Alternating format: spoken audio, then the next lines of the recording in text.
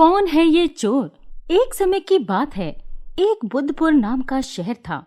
उसी शहर में एक कृष्ण कुंज नाम की सोसाइटी थी। उस सोसाइटी में काफी परिवार शांति से रहते थे, परंतु आज शाम को कुछ औरतें सोसाइटी में सब्जी लेते टाइम ये बात कर रही होती हैं कि कुछ दिनों से लोगों के साथ कुछ अजीबोगरीब सी चीजें हो रही हैं। आज सुबह जब मिसेस कपूर अपना दूध का पैकेट लेकर घर आ रही थी, तो बीच में जो पार्क आता है वहां 5 मिनट के लिए बैठ गईं और दूध का पैकेट भी साथ में रख दिया। परंतु जब वो उठी तो दूध का पैकेट गायब हो गया। मिसेस कपूर को लगा कि शायद वो गलती से दूध का पैकेट दुकान पर तो नहीं छोड़ आई। परंतु जब मिसेस कपूर दुकान पर पूछने गई तो दुकान वाले भैया ने बताया कि वो तो पैकेट ले जा चुकी हैं। मिसेस कपूर ने पैकेट को बहुत ढूंढा पर उन्हें कहीं कुछ नहीं मिला। ऐसा ही सेम किस्सा मिस्टर वर्मा जी के साथ भी हुआ था। कल सुबह वो भी कुछ फल खरीद कर आ रहे थे और उनका पैकेट भी गायब हो गया। वो भी बीच में पार्क में कुछ समय के लिए बैठे थे। लगता है उस पार्क में कोई चोर है जो ये चीजें उठा रहा है। ऐसा ही कुछ दिन तक कुछ और लोगों के साथ भी हुआ। परेशान होकर सब लोगों ने मीटिंग रखी।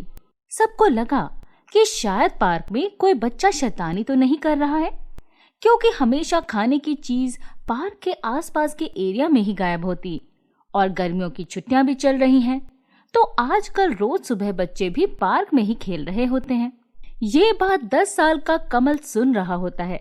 उसकी भी उत्सुकता जाग जाती है और वो अपने दोस्तों को बुलाकर ये सब बात बताता है और कहता है कि हमारे पेरेंट्स को लगता है खाने का सामान गायब होने के पीछे हम बच्चों की शैतानी है। कमल सबसे पहले ये कंफर्म करता है कि कहीं हमारे बीच में कोई ऐसा तो नहीं है जो ये शैतानी कर रहा है। ये सुनकर सब बच्चे कमल को प्रॉमिस करते हैं कि ये काम हम में से किसी ने नहीं किया।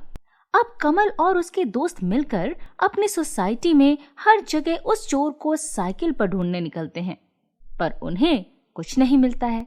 पेरेंट्स भी घर जाकर अपने अपने बच्चों से कंफर्म करते हैं कि कहीं खाने के सामान की चोरी के पीछे कहीं उनके बच्चों का हाथ तो नहीं है। सब बच्चे अपने पेरेंट्स को विश्वास दिलाते हैं कि ये उनकी शैतानी नहीं है। रोज सुबह खाने का सामान चोरी हुए अब 3 दिन हो गए हैं। अब तक 3-4 लोगों के दूध के पैकेट और कुछ लोगों के ब्रेड और फल भी गायब हुए हैं। कमल और उसके दोस्तों को अब ये समझ आ जाता है कि ये काम उनकी सोसाइटी में से कोई नहीं कर रहा है और बाहर का कोई आदमी कर रहा है।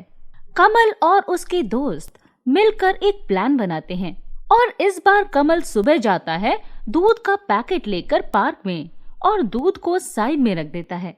2 मिनट बाद दूध गायब हो जाता है, लेकिन इस बार कमल ने जानबूझकर दूध के पैकेट को साइड में रखा होता है, क्योंकि वो चोर को पकड़ना चाहता था। दूध के पैकेट में इस बार कमल ने एक छोटा सा छेद किया होता है ताकि वो चोर को पकड़ सके। कमल और उसके दोस्त जमीन पर गिरे हुए दूध की बूंदों का पीछा करते हैं, तो वो देखते हैं सोसाइटी के बाहर एक पुरानी टूटी फूटी झोपड़ी में वो दूध की बूंदें जा रही हैं। जब वो उस झोपड़ी में देखते हैं तो अंदर एक छोटा सा कुत्ता होता है जो दूध पी रहा होता है। कमल उस कुत्ते को सोसाइटी में लेकर आता है और सबको सब कुछ बताता है कि खाने का सामान यही कुत्ता लेकर जाता था।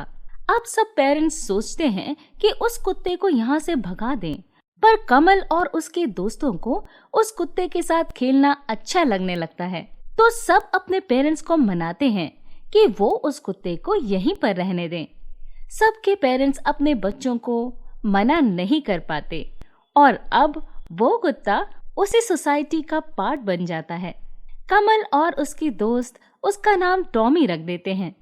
धीरे धीरे सब लोगों को टॉमी से लगाव हो जाता है।